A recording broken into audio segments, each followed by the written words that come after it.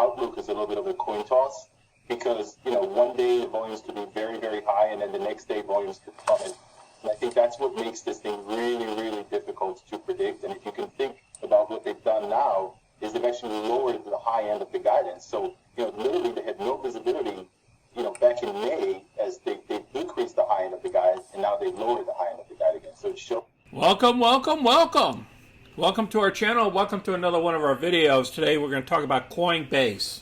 As you know, we had earnings over the last week or so, and we'll review the analysts and the earnings report. We'll also review our positions, and we'll go through the chart as well. If you're new to our channel, go ahead and click the money icon below and review our past videos, and please smash that like button and subscribe. So let's get busy. Here's our positions. We made a total of profits so far this year of $3,775 off of Coinbase. Our last option was assigned last week. Remember, we went deep in the money to pick up $549.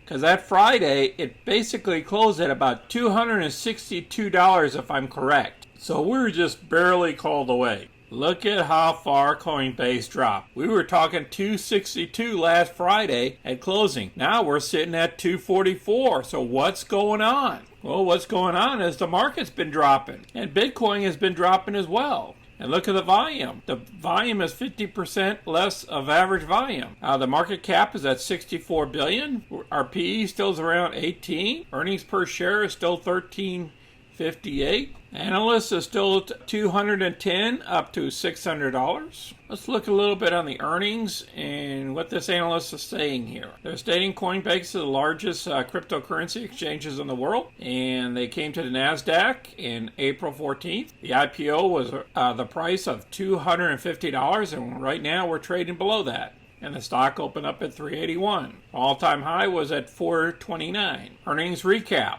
At per share of $6.42 for the second quarter, beating estimates of $2.82. Revenue came in at $2.03 billion for the quarter, up 1,040% in comparison with the second quarter of 2020. The trading volume on Coinbase platform increased quarter over quarter from $335 billion to $462 billion. In the first 6 months of 2021, Coinbase added 29 new cryptocurrencies to its platform, increasing the total number of tradable cryptocurrency to 83. So they have a path to long-lasting competitive advantage. The industry outlook.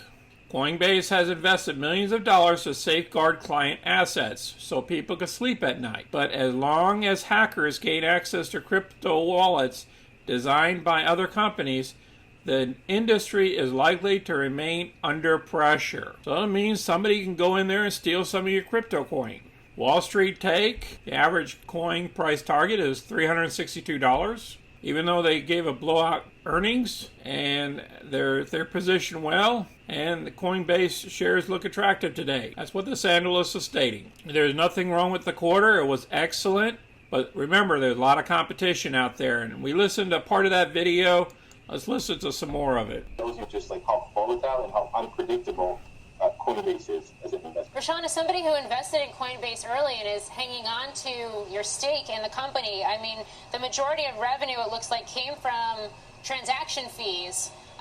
What is the vision, the longer-term vision, to continue to grow and diversify that revenue pile look like? What are you betting on? First and foremost, any investor, any fundamental investor is going to look at the fact that you can't predict what's going to happen in this industry at all, just like you just said. And I'm actually okay with that because for me, most of my portfolio, you'll see something like a 20% growth quarter over quarter or year over year from companies that are in the rest of your portfolio. Coinbase will come through and give you a 700% growth. So it's kind of like a gamble, but even though Coinbase has been pulling through for them, this is a 15-minute interval chart. And you see the 200-day up here in the red, and you see the 50-day down here. So the 50-day is crossed to the southern motion of the 200-day. So that's not a good thing. We need to get the share price back over the 200-day moving average. So we have to get above $263 to really for it to be a buy. So we're going in this downward trend, and when the tape is going down, sometimes it just keeps going down until we get some type of floor in, and then go back northbound. So I would hold off until we get some type of floor in, and I think that floor will probably come in somewhere around the 240. And if we get that 240 and it stays for a while at the 240, that's be the time that we get back in. That's my belief. And if we break below that, we're going back down to 225. I appreciate everybody watching the video today with us. If you have any questions or comments, please place them down below. Please share our videos with others. Please smash the like button and hit subscribe so you can get our future content. Take care of yourselves. Be safe out there. This is Sonny, and I'm out.